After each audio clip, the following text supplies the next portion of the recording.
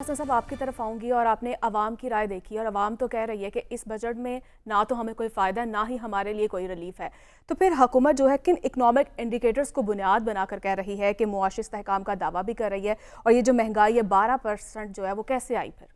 دیکھیں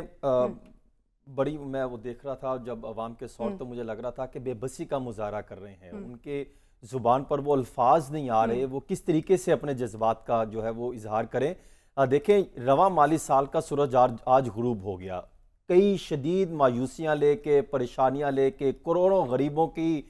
دکھ کے ساتھ جو ہے آج غریب ہوا، اور کل آنے والا سورج جو ہے وہ اربوں روپے کا ٹیکس کے ساتھ جو ہے وہ غریب عوام پر برسے گا، اور جس طریقے سے برسے گا آپ کی سوچ ہے، آپ اندازہ کیجئے یہ حکمران جتنے اشرافیہ ہیں انہوں نے جس کو نوازا، جس طریقے سے انہوں نے بجٹ بنایا، غریبوں پر اربوں روپے کا ٹیکس لگا دیا، اور منی بجٹ جسے کہہ رہا تھا، میں نے آپ کو یاد ہوگا ہم بات کر رہے تھے 200 ارب روپے ایڈیشنل لگا کے انہوں نے کر دیا، اور 430 ارب روپے کا منی بجٹ جو ہے جو انہوں نے آگے جا کے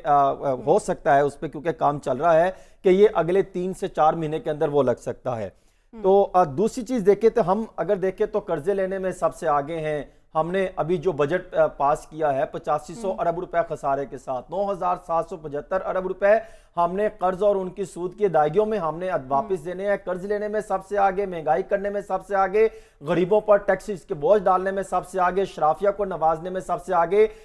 اسی طرح منشور لے کر غریبوں کو خواب دکھانے میں سب سے آگے، لوٹ مار کرنے میں سب سے آگے، کرپشن میں سب سے آگے، غریبوں کو خون نچوڑتے ہوئے ان پر ٹیکسز لگا کے اپنے جو ہے وہ اضافی تنخواہیں لینے میں سب سے آگے، وزیر اعظم آفس،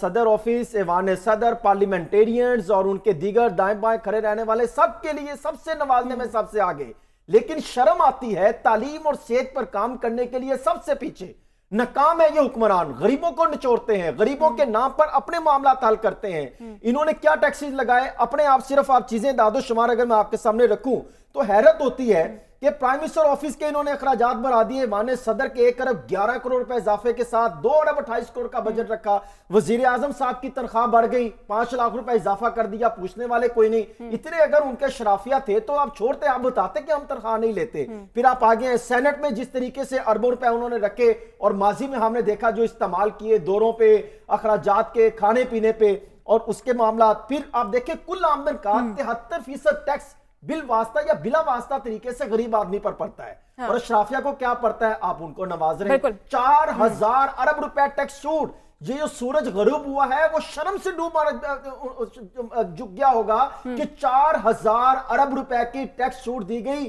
اس رواں سال، جو جس رواں سال وہ غروب ہو رہا ہے، اور اگلے آنے والے سال میں امیروں کو جس طریقے سے نوازا گیا ٹیکنیکل